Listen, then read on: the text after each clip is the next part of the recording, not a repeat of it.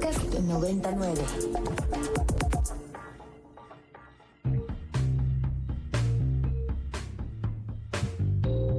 Desde el estudio B de Ibero 90.9, esto es Control de Cambios, una producción de Ibero 90.9 y la revista Nexos. Mi nombre es Valeria Villalobos Guizar.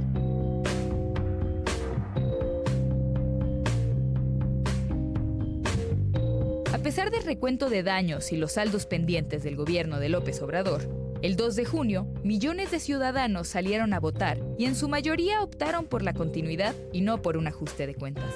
La crisis en seguridad, la militarización y la violencia no fueron suficientes para cambiar su decisión, pues las prioridades del electorado parecen ser otras.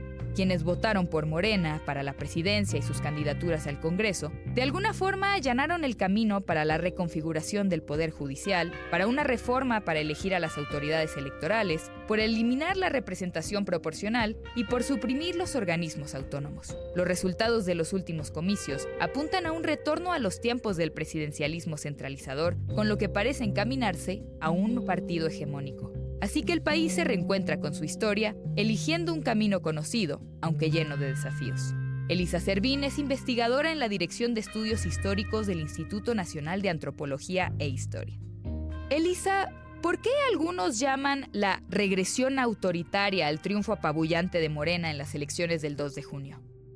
Mira, yo creo que ha habido un debate muy interesante por lo demás entre quienes ven, digamos, la elección como un proceso así muy encerrado en sí mismo y quienes tratamos de ver lo que está ocurriendo con una mirada más de medio plazo o de largo plazo. Y en ese sentido yo creo que hay como una especie de regreso, entre comillas, a un régimen, digamos, previo a lo que se conoce como la transición democrática, en donde el presidente, el poder ejecutivo tenía, digamos, como el control del sistema político a través de el control del poder legislativo y el control del poder judicial. Lo estoy haciendo súper esquemático.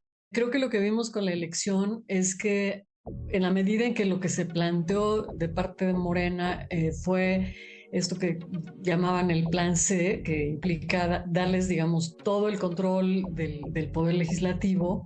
En ese sentido estamos viendo como esta suerte de regreso, de decir, bueno, el poder ejecutivo va a tener a un poder legislativo controlado, con una mayoría controlada, en la que finalmente no se admite la disidencia, en la que los diputados, los senadores se pliegan a lo que se les plantea desde el Ejecutivo y en ese sentido pues tiene las herramientas para gobernar, para cambiar las leyes, para eventualmente cambiar la Constitución. En ese sentido entonces, así de manera muy esquemática, digamos, sí vemos cómo hay una suerte de regreso a un sistema político centralizado en donde el Poder Ejecutivo tiene el control de todas las piezas, una mayoría legislativa subordinada y en donde ahora pues lo que está en juego es justamente la posibilidad de controlar también al Poder Judicial.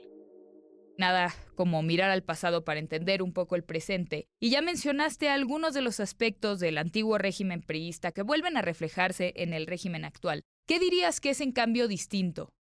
Hay también todo un debate en términos de la relación que hay entre el presidente y el partido, ¿no? El PRI clásico, vamos a decirlo así, gobernó como si fuera un aparato del Estado. El PRI era el que, digamos, regulaba las relaciones entre Estado y sociedad, el que controlaba, digamos, a los grupos políticos, era una maquinaria, o sea, era un partido, pero realmente era como un brazo del Estado, ¿no? En ese sentido, Morena evidentemente no es eso. No tiene la estructura corporativa que tenía el PRI, por ejemplo, y tiene, bueno, evidentemente también muchos conflictos internos, no tiene la disciplina, digamos, que tenía el PRI, hay una serie de mecanismos institucionales que no tiene, es diferente. Pero lo que sí es un hecho es que tanto el partido como el presidente, como la sucesora, se plantean gobernar con una lógica de mayoría, en una lógica de nosotros somos la mayoría, tenemos el control y por lo tanto no hay vuelta de hoja. Sí, es una lógica, digamos, absolutamente, vamos a decir, priista priista entendida como cultura política, en donde el pluralismo le pasan por encima, en donde se plantean la dinámica de aplanadora, ¿no? De nosotros tenemos todo, ganamos todo y vamos por todo, y lo que opinen las disidencias o las oposiciones no tiene cabida.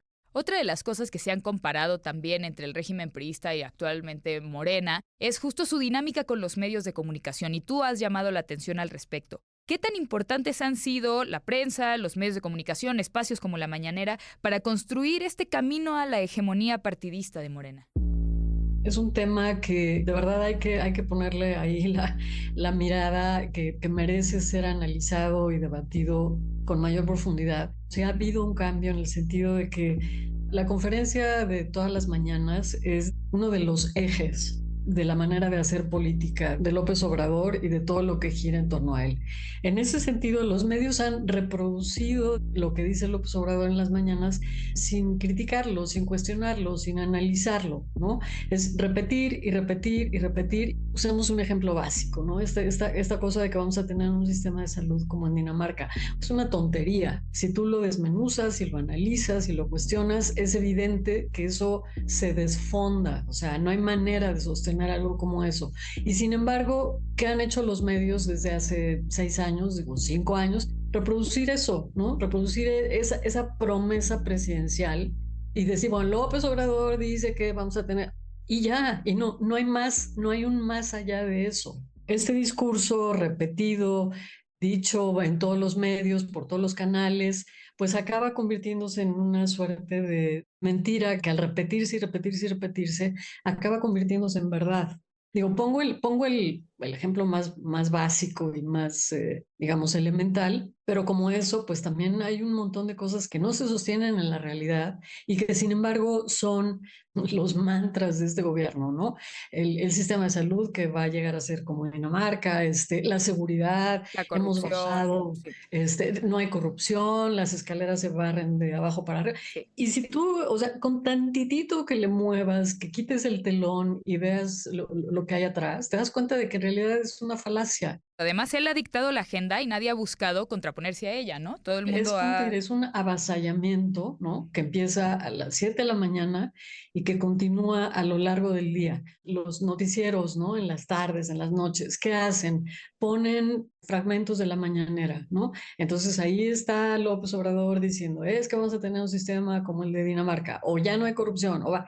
Y ahí está el fragmento, ¿no? O sea, no hay análisis, no hay cuestionamiento, no hay nada. Hay Entonces, reproducción, bueno, además, eco. exacto, simplemente es reproducir, reproducir. Entonces, claro, eso acaba convirtiéndose en un discurso dominante. Eso se va filtrando a todas las capas sociales, empieza ahí y sigue y sigue y sigue, y es el radio y la televisión y las redes y tal. Justo en esa misma línea, creo que vale la pena subrayar el apoyo al actual régimen por algunos grupos de académicos, universitarios, estudiantes, ¿no? ¿Cómo podemos entender el voto de los grupos con más alto nivel educativo a favor de un partido que, pues ya lo dijimos, ¿no? Busca centralizar los poderes presidenciales de nuevo, algo por lo que la generación de la transición democrática luchó, pues, con vehemencia? O sea, ¿podemos interpretar como una especie de añoranza a regresar a ese paternalismo priista o qué es? Una de las cosas las que ha sido muy exitoso este gobierno es esta idea, esta construcción de asumirse como la izquierda, ¿no? Como un gobierno de la izquierda. Hay esta idea de que el gobierno de López Obrador y Morena son el resultado, por fin llegó la izquierda al poder, ¿no? Y eso yo creo que en buena medida también explica que ha sido como muy fácil construir enemigos en donde es izquierda contra derecha. Para muchos de estos sectores, pues con quién estás, pues estás con la izquierda, ¿no? Sin embargo, regresamos a esta idea de que no se desmenuza, digamos, no se analiza o no se va un poco más allá de lo que realmente hay detrás de estas grandes etiquetas, ¿no?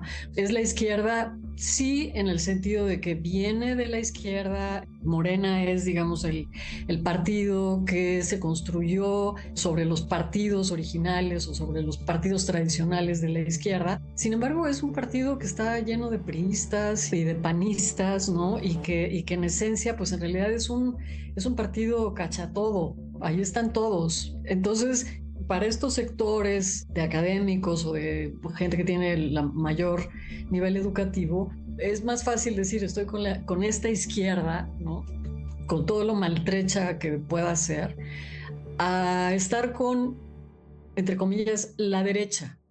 Evidentemente puede haber muchas otras razones, pero para mí creo que el eje de todo esto tiene que ver con la construcción de un discurso, de una simplificación de la política. Es un discurso binario, los buenos y los malos, la izquierda y la derecha, ellos y nosotros. Y todo opera en esos términos. Por último, Elisa, ya platicamos un poco de este discurso como esquizofrénico de los medios, de la romantización esquemática, simplista y, como decías, maniquea de la izquierda y la derecha. Pero ¿cómo más podemos explicar que el discurso de López Obrador haya cobrado mayor relevancia que la realidad de cómo ha manejado el país? O sea, ¿cómo es que un discurso se convirtió, digamos, entre comillas, en lo verdadero, más allá de lo que eficientemente está ocurriendo, materialmente está ocurriendo en la vida del país? Regresamos a lo mismo, ¿no? Es un discurso muy simple, con frases muy simples, que se repite y se repite y se repite, que se amplifica, que no se cuestiona, que no pasa, digamos, por una crítica seria, sostenida, constante, pues acaba convirtiéndose justo en eso, ¿no? En una especie de compromiso de lealtad.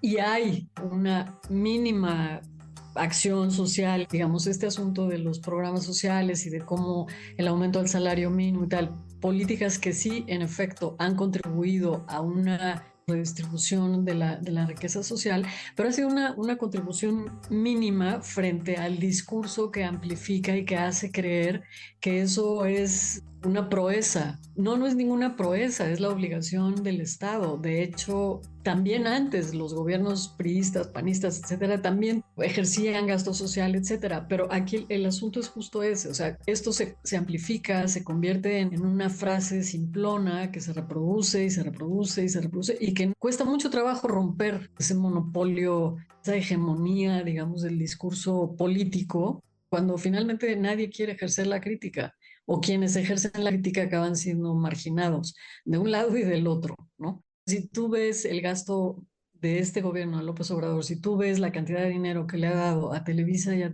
Televisión Azteca, siguen siendo los beneficiarios directos del dinero del Estado para comunicación social. Entonces, bueno, por qué van a cuestionar a un gobierno que le sigue dando lo mismo que les daban los priistas y los panistas? Dicho de manera así muy esquemática.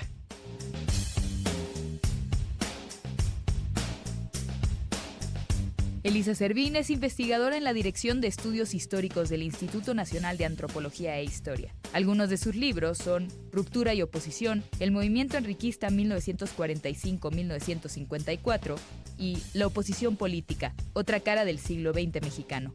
Pueden consultar lo que ha escrito en la revista en www.nexos.com.mx/control de cambios.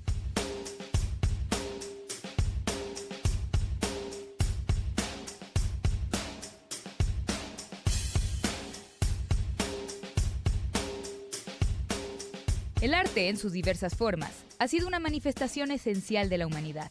La captura de vivencias, emociones y visiones del mundo ha encontrado en las artes uno de sus mayores medios de expresión.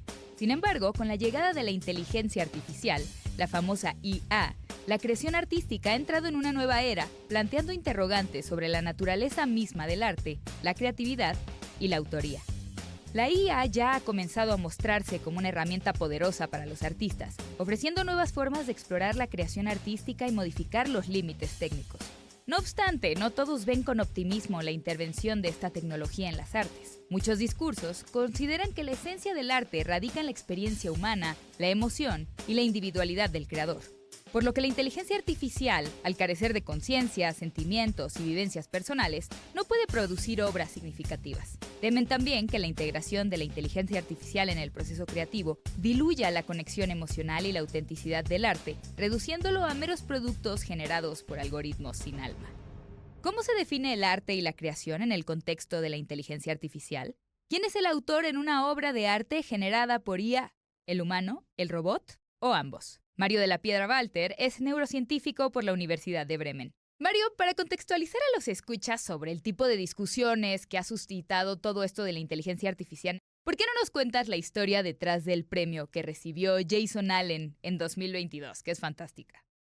Aquí me gustaría poner un poco de contexto, o más bien un poco de perspectiva en el asunto, porque cuando se habla de arte, de inteligencia artificial, mucha gente tiende a tomarlo con poca seriedad, como si se tratara pues de un pasatiempo, de algo que hacen los jóvenes y en el mejor de los casos de un arte menor, pero en realidad el arte realizado por inteligencia artificial podría dictaminar el futuro del arte en general. Solo por poner un ejemplo, para muchos la primera obra de arte moderno es El almuerzo sobre la hierba de Edouard Manet de 1863. Y aunque hoy lo consideramos como una obra básica que prácticamente plantó la semilla de lo que sería el arte moderno y hoy el arte contemporáneo, en ese entonces fue presentada en un salón alterno, en el llamado el Salón de los Rechazados. En este salón entraban todas las obras que no cumplían con las características estéticas que hacían lo que en ese entonces se consideraba arte. Años después, ¿quién lo hubiera imaginado? Son estas obras las que se exhibieron en este pequeño salón alterno, las que llegaron a eso que nosotros queremos llamar como posteridad. De la misma forma, el caso de Jason Allen sucede pues en condiciones muy improbables, por así decirlo. Él es un programador, fundó hace poco, hace unos 5 años, su propio estudio de videojuegos y él nunca se ha considerado un artista, nunca ha tenido un amor por la alta cultura, si le queremos llamar así.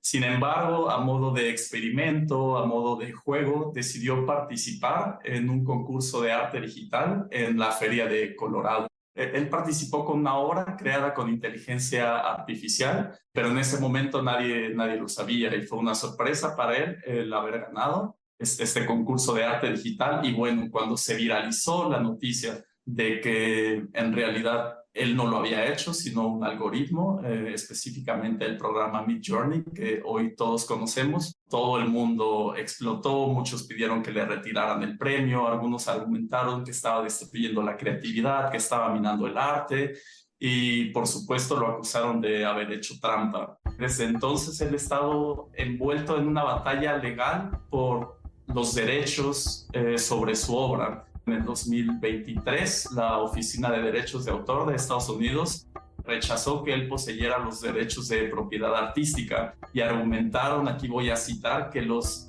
elementos tradicionales de autoría eran en este caso ejecutados por el programa y no por el ser humano, por lo tanto él no los podía poseer. Por supuesto está este contraargumento de su parte que dice, bueno, la verdad es que yo estuve trabajando más de 80 horas en esto y puede ser que yo no generé las imágenes, pero eso no quita el elemento creativo en mi obra, que es introducir los textos, hacer la posedición, elegir las imágenes. Entonces esto ha desatado debate y bastante controversia porque él no es el único artista digital que está luchando por el derecho de sus obras. En unos casos logran llegar a un acuerdo, a algún tipo de derecho parcial, pero en la mayoría de ellos, estos artistas pierden por completo los derechos. A quienes no conozcan la obra de Jason Allen, que se llama, en mi muy mal francés, Théâtre d'Opéra Spatial, que es como teatro de ópera espacial o algo así, la verdad es que vale muchísimo la pena porque la escena es fantástica, ¿no? Es como si estuviera alguien tras bambalinas de un teatro viendo a cantantes de ópera de frente con una suerte de ventana gigantesca como lunar. No sé, es espectacular, la pueden encontrar hasta en Wikipedia. Pero has dicho muchas cosas que son muy interesantes y quisiera retomar algunas. En primera, si bien entiendo, en este concurso no estaba especificado que no se pudieran utilizar tecnologías de inteligencia artificial para la ejecución de las obras. Entonces, en teoría, Allen no estaba rompiendo las reglas a la hora de emitir su obra, ¿no? Digamos, porque no había ningún tipo de eventualidad anterior en la que se tuviera que hacer esa especificidad. De hecho, él dice que no estaba especificado en las bases del concurso y lo que él argumenta es que en el mismo título de su obra, que lo pronunciaste con tu excelente francés, él había puesto vía Midjourney. Entonces, para él ahí quedaba clarísimo. Claro. Ahí quedaba claro. Para quienes no tienen la más remota idea de cómo se hace este arte, ¿podrías explicarnos un poco cómo es que se generan estas imágenes? Porque decías al final, en los argumentos y los contraargumentos, que él decía, Deja tú que yo elija las fotos y las retoque en Photoshop, que eso implica un trabajo técnico pues muy parecido a cualquier tipo de artista que tiene que volver a pasar el pincel, sino que él tiene que meter una suerte de orden a este programa que es Midjourney, y eso es lo que empieza a generar las imágenes. Pero ¿podrías contarnos con terminología más específica cómo funcionan estos programas para quienes nunca han jugado con uno? A estos se les llaman programas generativos, ¿no? Es lo mismo que ChatGPT para los textos, bueno, lo mismo aplica para las imágenes. Más que nada es un método estadístico en donde en todo el corpus del Internet hay ciertas palabras que se asocian con ciertas imágenes y por estadística van apareciendo. Entonces, a la hora de que tú metes un texto, las redes neuronales artificiales, que así es como se le denomina, empieza a hacer relaciones entre estas palabras y estos objetos y empieza a construir imágenes. Esto puede ir cambiando según se le agregue más input, más datos de entrada, y según estos datos de entrada va a ir conectando con ciertas imágenes y te va a dar datos de salida, imágenes e imágenes, que al final, aunque te da un producto, te da una base, el artista digital tiene que hacer un proceso de post-edición para llegar a lo que él quería. Digamos que él expresa el lenguaje natural a donde quiere llegar y el programa simplemente se lo da como un dato de salida. Allen tuvo que hacer este proceso que acabas de describir muchísimas veces antes de incluso llegar a un proceso de postproducción, ¿no? De edición fina de la imagen con la que decidió quedarse, ¿no? Y eso era parte de sus argumentos. Es decir, no es solamente que doy una instrucción, que esa obra se elabora a partir de una única primera instrucción y se acabó. Sí hay un proceso creativo, incluso en la elaboración de esa orden que se le mete al sistema, y luego además hay todo un proceso de edición como edición fotográfica y demás. ¿Qué otro tipo de argumentos encontramos en contra de ese, por ejemplo? ¿O qué discutían los jueces para retirarle el premio? Porque eso nos trae al asunto más importante de esto, que es ¿qué son los derechos de autor en la era de la inteligencia artificial? El argumento de Allen, para empezar, es que Midjourney es una herramienta. Como cualquier artista puede usar un lápiz, puede usar un pincel, él solo está usando un programa. Hay mucho trabajo por detrás, hay que insertar muchos textos, muchas imágenes, y los que se oponen a este tipo de obras prácticamente dicen que se está perdiendo, digamos, el elemento creativo, que la máquina está haciendo lo creativo, cuando yo creo más bien que ha cambiado el foco de atención. Hay que pensar un poco, bueno, qué significa la creatividad dentro del arte, porque la noción que nosotros tenemos actualmente como un proceso en donde descubrimos nuestras emociones es un proceso, un concepto, es una noción bastante contemporánea y no siempre ha sido el mismo. Antes del siglo XVIII, el concepto de algo con validez artística radicaba en la técnica, qué tan hábil es una persona en hacer algo. Después cambió un poco al sentimiento, a la emoción. ¿Qué nos produce esta obra de arte? El expresionismo o el impresionismo, ¿qué es lo que veo yo dentro de mi subconsciente? Y lo interesante es que con esta nueva tecnología se están rompiendo estos conceptos completamente, porque ya no se trata de el proceso de creatividad y de emoción que uno saca, sino algo completamente distinto. ¿Cómo lo definirías? ¿Qué dirías que es eso completamente distinto? Porque has hecho, digamos, nada más recuperando un poco de historia, mencionaste, hubo un primer momento en donde todo estaba en la técnica, ¿no? Después, con el arte más cercano al siglo XX y las vanguardias y demás, el proceso se volvió igual de importante que el producto final. ¿Y ahora en dónde estamos? ¿Dónde estamos poniendo el énfasis con el arte de inteligencia artificial? Yo creo que estamos poniendo el énfasis más bien en una cadena de producción, por así decirlo. Ya no tenemos esta noción de el único autor como el agente creativo y el hacedor de la obra, sino que se está democratizando de alguna forma. Y eso es lo que le ha costado a mucha gente entender, que tal vez el arte ya va en una dirección mucho más general. En este caso, yo creo que es bastante válido expresar lo que uno quiere hacer y dirigirlo. Al final, estos algoritmos no son completamente autónomos. Sí, claro, generan cosas, pero si no hay alguien detrás que pueda guiarlos, son totalmente inservibles. El componente creativo no está en la forma como se produce lo que vemos, el arte visual, sino en los conceptos mentales que estaba poniendo el autor por delante, las ideas que él quiere decirnos. ¿Y cómo crees que esta nueva visión de arte, que justo mencionas una cadena de producción, ¿no? Donde no solamente es el artista el autor, sino ahora también pues parte de su herramienta, ¿no? Sea Midjourney o sea la inteligencia artificial que quieras, pues eso está alterando y está poniendo nervioso a la gente que se dedica a derechos de autor, porque cómo distribuyes esos derechos, pues no solamente en términos de autoría, sino en términos de lo que a mucha gente le interesa en ese mundo, que es en términos de dinero. ¿Quién puede cobrar eso? ¿Qué tipo de preguntas crees que esto está suscitando o qué tipo de problemas? Para entrar a la comercialización, yo creo que primero hay que entender cómo definimos autoría. Si pensamos, por ejemplo, en el arte antes del siglo XIV, las obras no se firmaban. Tú no sabías quién había hecho un retablo en cualquier iglesia. De hecho, el primer artista individual o uno de los primeros en tener fama internacional fue el Giotto. Tiene esta pintura muy famosa, la Enunciación. Y a partir del Renacimiento sucede un fenómeno súper interesante que es firmar la obra. Si te pones a pensar, no firmamos obras por 150,000 años y de repente, ok, esto yo lo hice, ¿no? Esta es mi idea, este soy yo, que algo tendrá de narcisismo, no sé de dónde venga, eso será para otro tipo de discusión.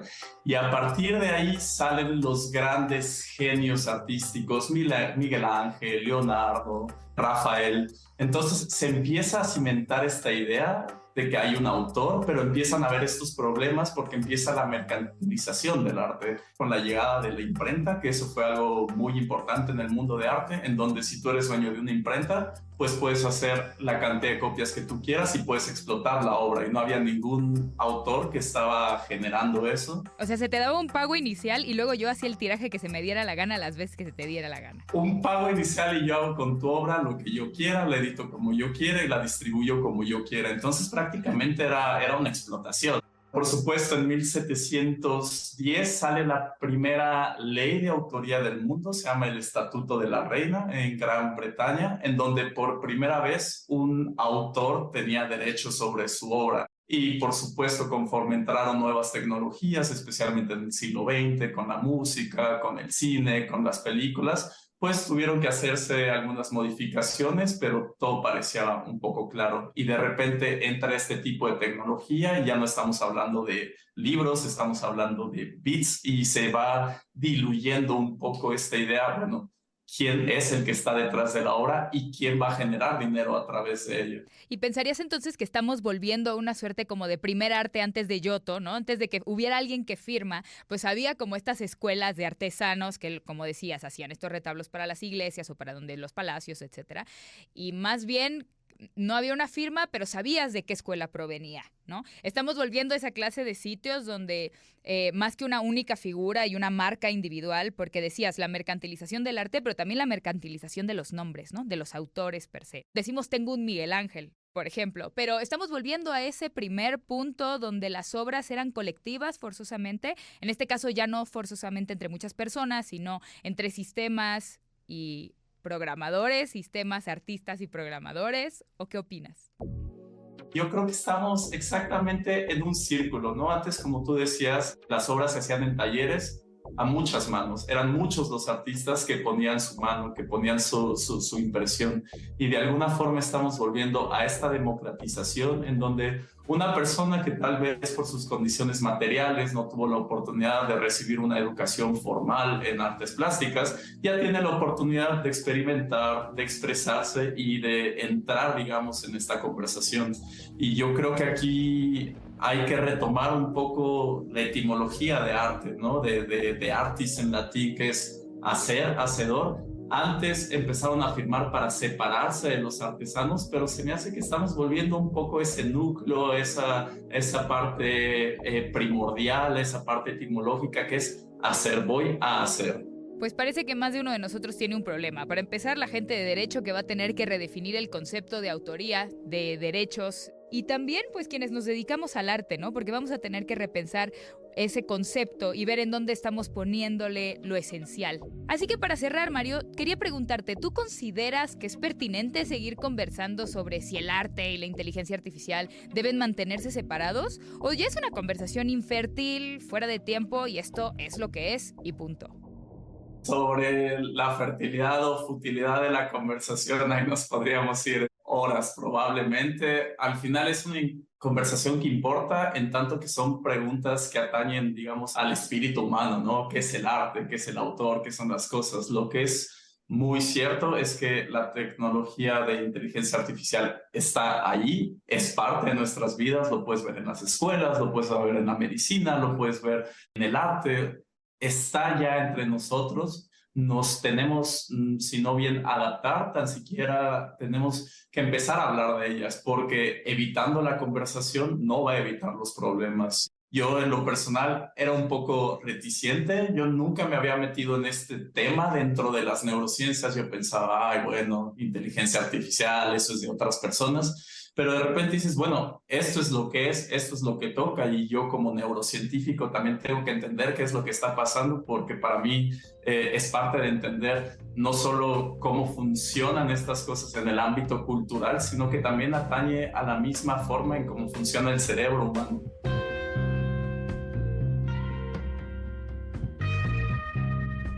Mario de la Piedra Walter es neurocientífico por la Universidad de Bremen. En la actualidad cursa su residencia en neurología en Berlín, donde combina su carrera como médico e investigador con la divulgación científica. Por cierto, esperen muy pronto un libro suyo sobre arte y neurociencias.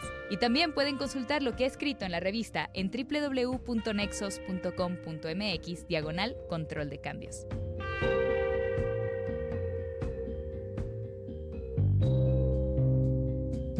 Muchas gracias por escuchar Control de Cambios, una producción de Ibero 90.9 y la revista Nexos. El guión de este episodio es de Melissa Casab y Valeria Villalobos Guizar. La producción es de Roxana Aguilar y Daniel Maldonado. La postproducción de Aldebarán Abraham.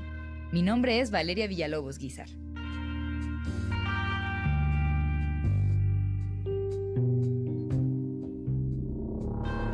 Para más contenidos como este, descarga nuestra aplicación disponible para Android y iOS o visita ibero909.fm.